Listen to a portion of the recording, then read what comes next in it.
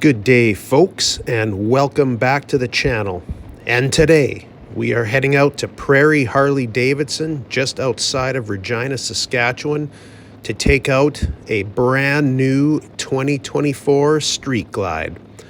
But first, we need to have a look at today's viewer bike. This is Gord from Newfoundland's 2020 Fat Boy. His bike is in the two-tone black and gray. He's got custom grips, footboards and controls, passenger pegs, smoked lenses, wind splitter windshield, and a chrome mustache engine guard. He's also got a set of sleek Harley saddlebags, along with a passenger backrest and luggage rack. So thanks, Gord, for sending this in. Hope the weather is good out there on the rock. And if anyone out there would like their bike shown in a video, send me a pic and I'll get it up on the channel. My email address is in the description to this video. Well, here we are at Prairie Harley Davidson, and this is the 2024 Harley Davidson Street Glide. This bike came out in the mid-2000s, and man, did this machine make a splash. You could not go anywhere without seeing a Street Glide. Actually, you still can't go too many places without seeing this bike. It was, and still is, extremely popular, especially now as Harley is pushing baggers pretty hard these days. The 2024 Street Glide comes in two trims, black and chrome, and comes in 8 color options. This particular model is the chrome trim with the blue blast paint job. The 2024 models have adopted the CVO styling with fully integrated LED lighting and split stream vent in the classic Batwing fairing. This year, the Street Glide comes with the Milwaukee 8 117 cubic inch engine. This motor has liquid-cooled heads and puts out 105 horsepower and around 130 foot-pounds of torque. This bike actually weighs about 18 pounds less than the 2023 models, coming in at 811 pounds wet weight and is close to 8 feet long. We have a seat height of just over 28 inches and ground clearance of 5.5 inches. The bike has a 6-gallon fuel tank that is stated to get around 62 miles per gallon. The Street Glide has bias Blackwall tires with a 19-inch in the front and an 18-inch in the rear. For storage, of course, the bike has hard saddlebags that have about 2.4 cubic feet of room. In the fairing is the full color TFT screen for the Skyline OS infotainment center. Also, we have the 2-speaker stereo in the fairing that puts out 50 watts per channel. The Street Glide and the Road Glide share quite a few features, so I'm interested in seeing what, if any, differences I find. Of course, the big difference is the fairing. Other than the different styles of fairing, the Street Glide with the Batwing and the Road Glide with the Shark Nose, the Street Glide has a fork-mounted fairing that will turn with the handlebars. That's definitely something I'm looking forward to trying out. But anyway, enough of my yapping. Let's get on this bike and try her out.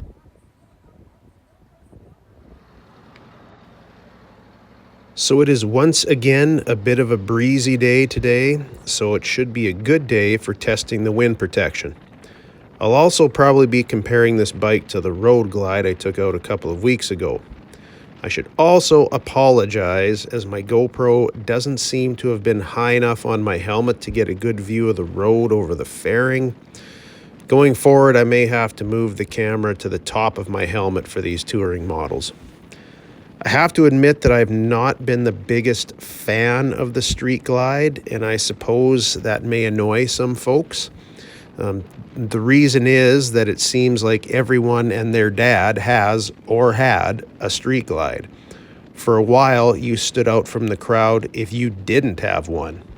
Pretty much every time you asked somebody what bike they had, they said, black Street Glide. I just didn't want to follow the bandwagon, so to speak. But that's just me and should not be a strike against this bike.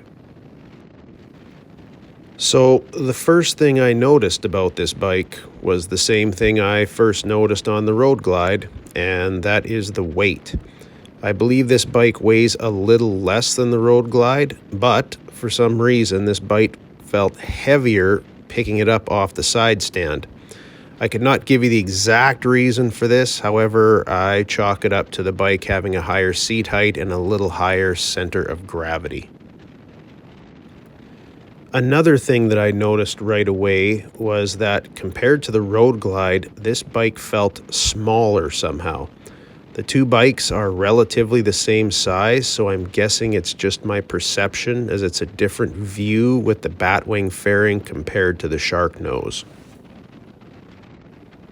Once again, the vibration of the engine was very noticeable. Once you slowed down in first gear, this baby really started to vibrate. But as this motor is rubber mounted, that is to be expected.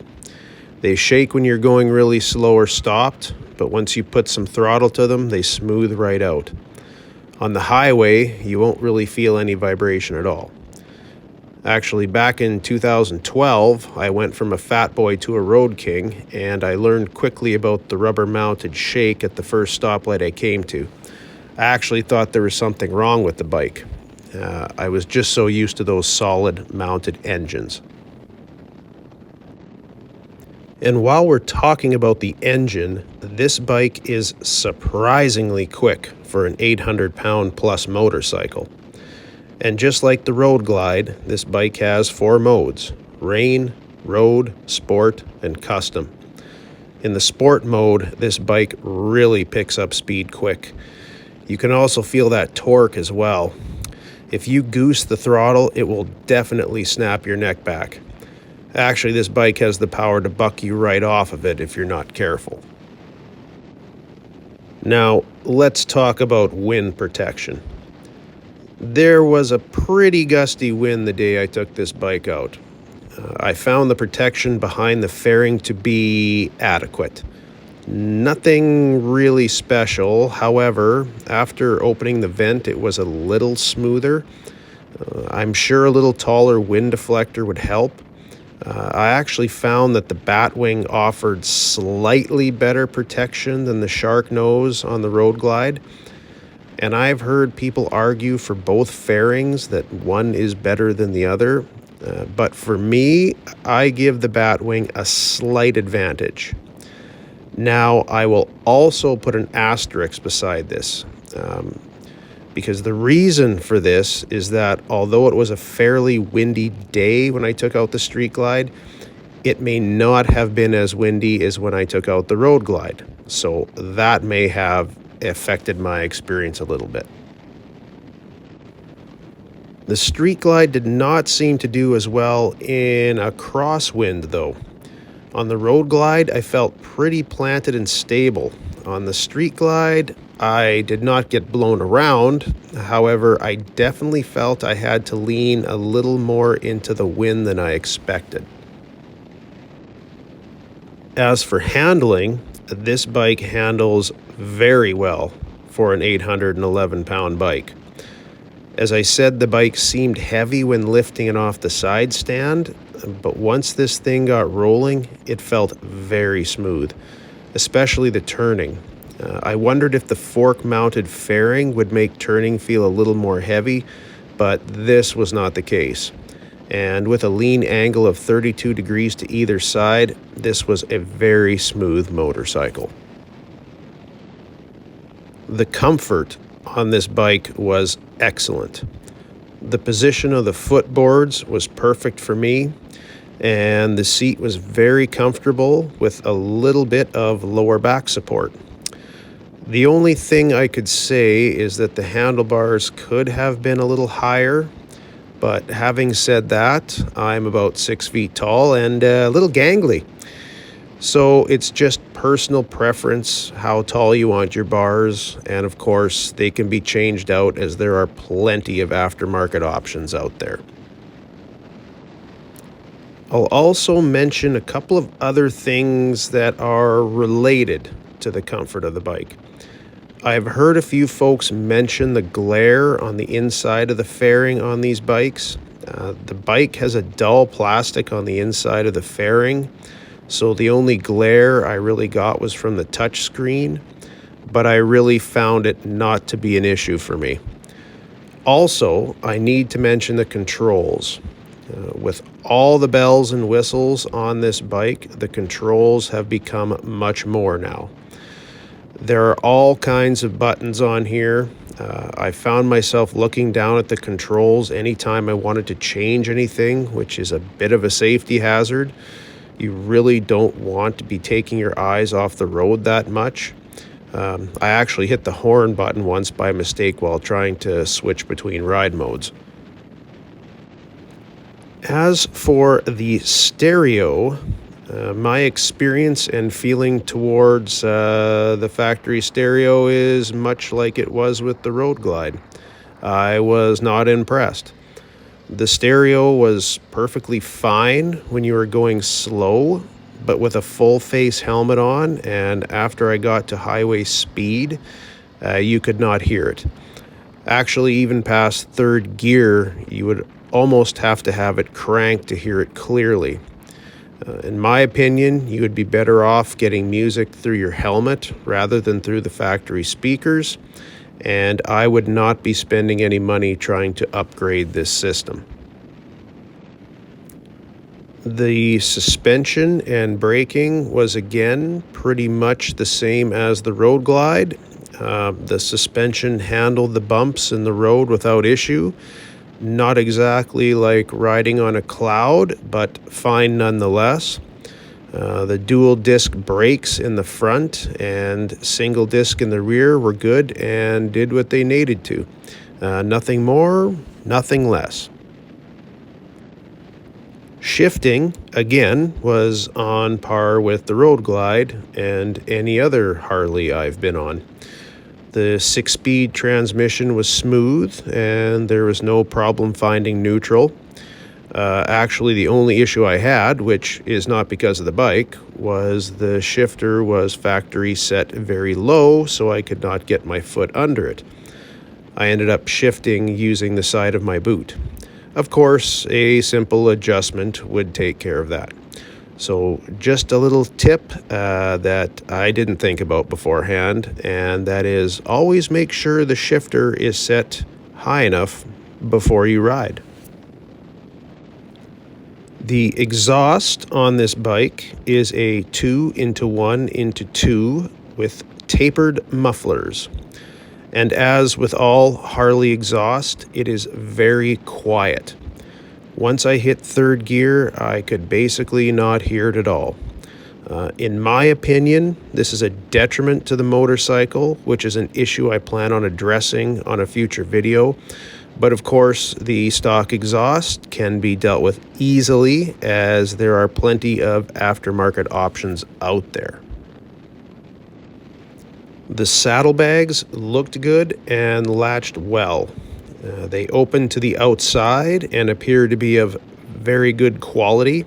They hold 2.42 cubic feet of storage, which is more than enough for a few days' trip. In the fairing, underneath the touchscreen, there is also a drawer that slides out. It's plenty big enough for your phone, and there is a plug-in for charging it as well. So overall, what did I think of the 2024 Street Glide? Did it blow my mind? Will I be heading out and trading my precious fat boy for a bagger? I would have to say no. I found the bike to be a lot like the Road Glide, which should not be a surprise because they are from the same family, with the major difference being the fairings. I found the pros and cons to be pretty much the same. I liked the power delivery and comfort and was not impressed by the stereo, and the overall weight wasn't quite for me. And to be honest, if I had to pick one or the other to buy, I would probably go for the Road Glide. Now, that is not to say that this is a bad bike at all. That is just a personal preference. The Street Glide is a long-time popular bike for a reason. It is a smooth, powerful touring motorcycle with nice styling and up-to-date electronics. Now, before I end this video, I have to give another shout out to Prairie Harley Davidson, who gave me the opportunity to take this Street Glide out today. If you're looking for a bike, check them out. They are an independent, locally owned and operated family-run business, and there aren't that many of them out there anymore. I'll have their contact information in the description of this video. So, thanks for watching, guys, and I will catch you in the next one.